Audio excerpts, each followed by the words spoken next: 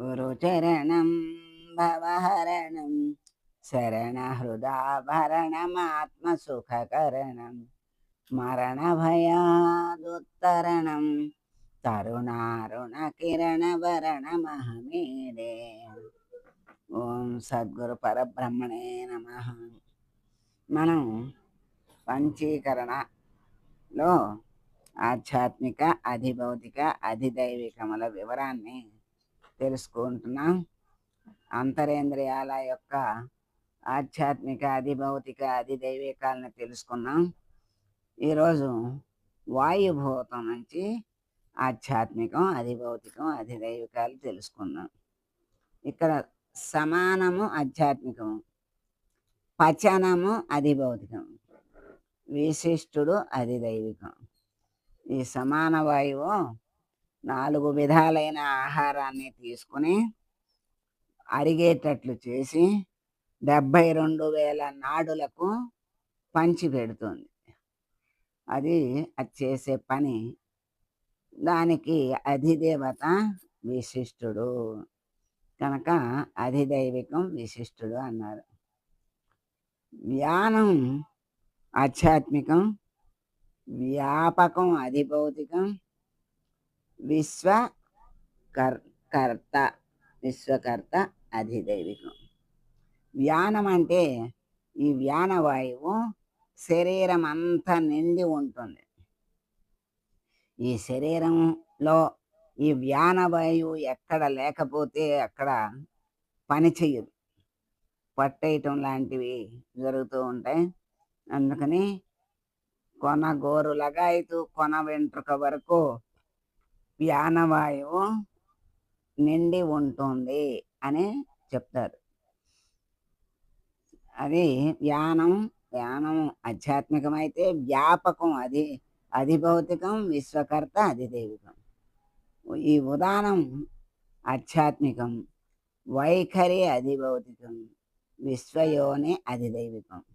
ఈ ఉదానము ఆధ్యాత్మికం, అది వైఖరి పలుకులు పలికిస్తుంది కనుక అది వైఖరి పలుకులే అధిభౌతికం, చేసే పని. చేయించేవాడు విశ్వయోని. తర్వాత ప్రాణము ఆధ్యాత్మికం, మరి ఊర్ధ్వగమనం అధిభౌతికం, జయుడు అధిదైవికం.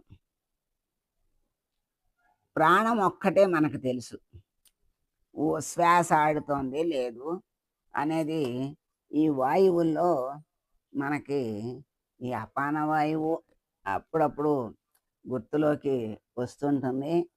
ప్రాణవాయువు ఒకటే మనకి అదలో ఉంటుంది, కానీ ఈ శ్వాస కూడా మనకి అదలో ఉండదు. అది మరి రోజుకి 21,600 సార్లు అది ఆడుతూ ఉంటుంది. అది మనకి ఉండదు, కానీ ప్రాణం ఉంది అని అనుకోవడానికి ఈ చలనం ఉంటుంది శరీరానికి. శ్వాస ద్వారా ప్రాణం ఉంది అని తెలుసుకుంటాడు. ఊర్ధ్వగమనమేమో అధిభౌతికం, ప్రాణం ఆధ్యాత్మికం.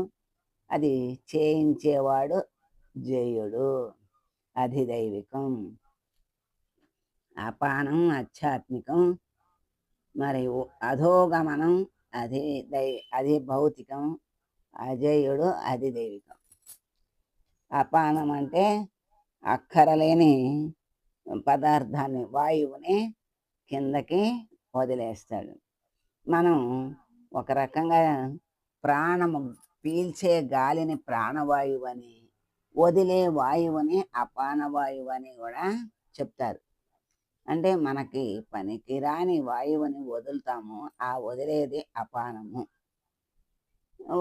ఈ అపానవాయువు ఆధ్యాత్మికమైతే, అధోగమనం కిందకి వదిలేయటం అనే పని అధిభౌతికమైతే, అజయుడు అధిదైవికం. ఈ వాయువు భాగంలో ఉన్నటువంటి పంచ ప్రాణములు మనకి పంచప్రాణములు ఆధ్యాత్మిక, అధిభౌతిక, అధిదైవికాల వివరాలు మనం తెలుసుకున్నాం.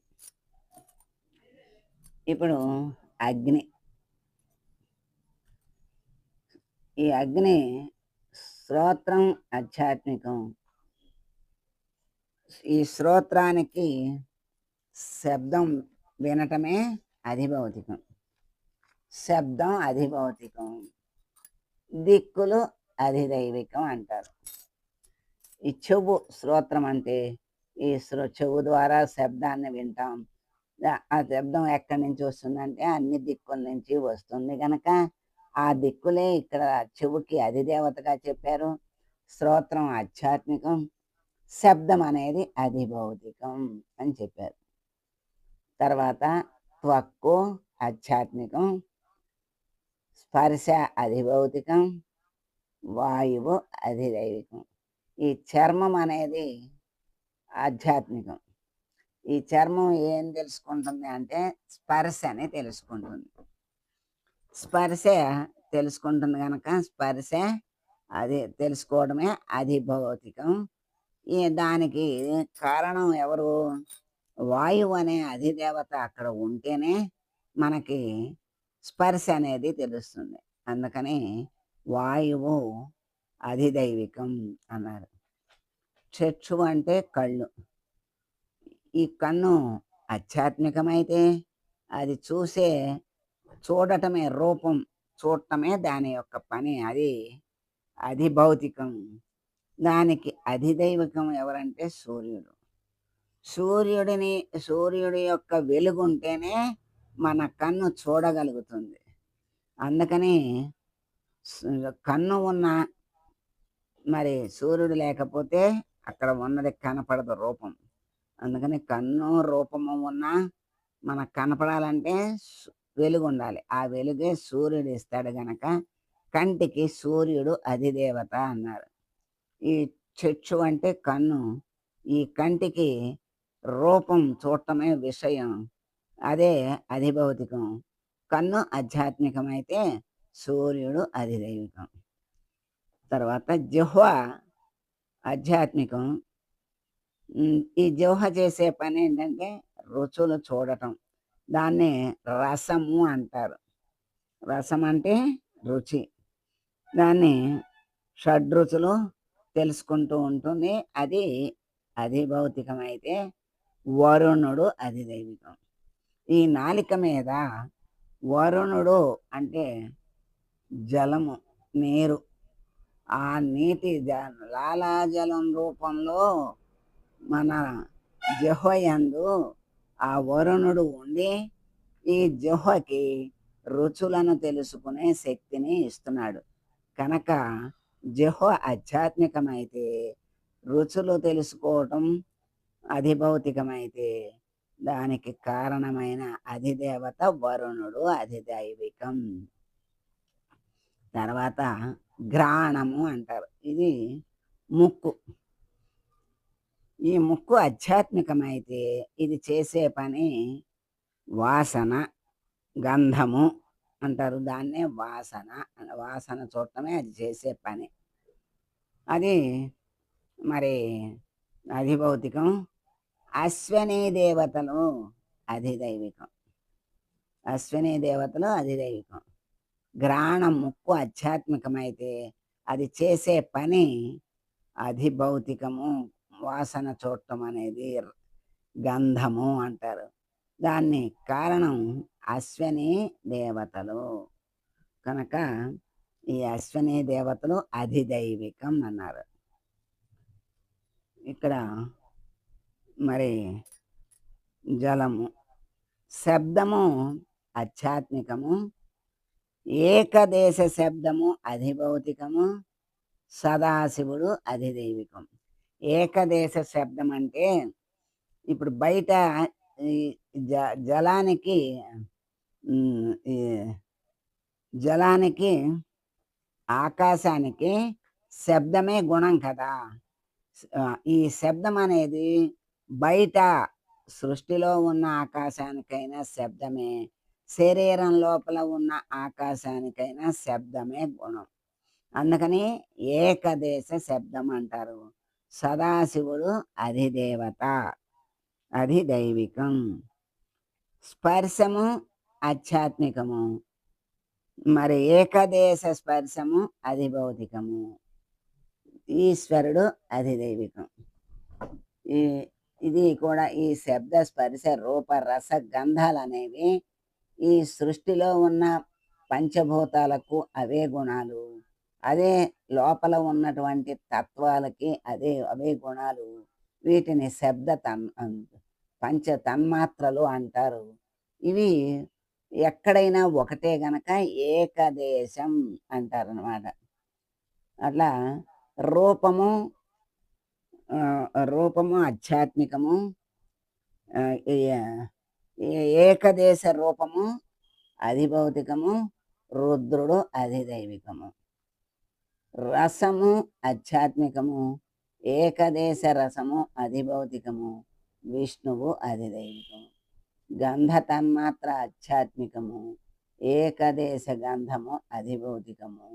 బ్రహ్మ అధిదైవికము.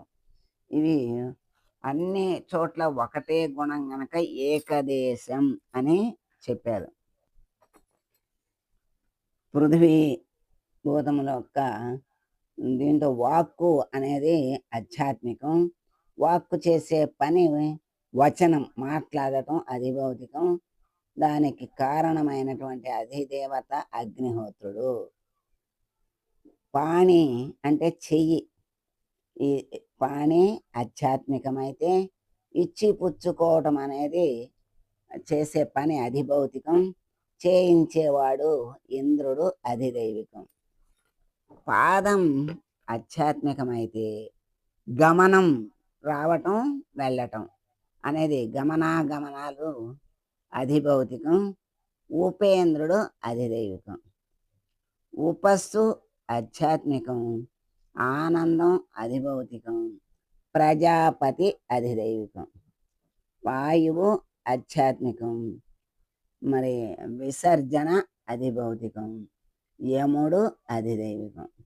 ఇట్లా ఈ కర్మేంద్రియాలకు కూడా కర్మేంద్రియాలు ఆధ్యాత్మికమైతే అవి చేసే పనులు అధిభౌతికమైతే వాటిని చేయించే దేవతలు మరి అధిదైవికాలుగా మనకి చెప్పారు.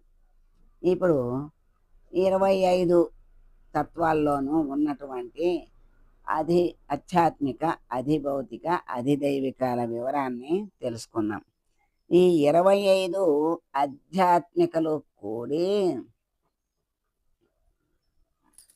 కూడి భూలోకము అన్నారు. ఈ 25 అధిభౌతికాలు కూడి భువర్లోకము అన్నారు. 25 దైవికాలు కూడి సువహ అంటే సురలోకము అన్నారు. అని ఈ గాయత్రి త్రిపాదాలుగా తెలుసుకోమని చెప్తున్నారు. అంటే అధిభౌతికాలన్నీ కలిపి భువర్లోకం. భువహ అంటే భువర్లోకం. అది ఆధ్యాత్మికాలేమో భూలోకం అంటే కనపడేది. అధిభౌతికాలు చేసే పని భువహ, భువర్లోకము. అది దైవికాలు అందరూ ఉన్న దాన్ని లోకాన్ని సువహ, సురలోకము అన్నారు. ఈ మూడిటిని కలిపి గాయత్రి త్రిపాదాలుగా చెప్తారు. ఇది ఇంతవరకు మనం తెలుసుకున్నాం. శుభం. మంగళం గురుదేవాయ మహనీయ గుణాత్మనే సర్వలోక శరణ్యాయ సాధురూపాయ మంగళం. ఓం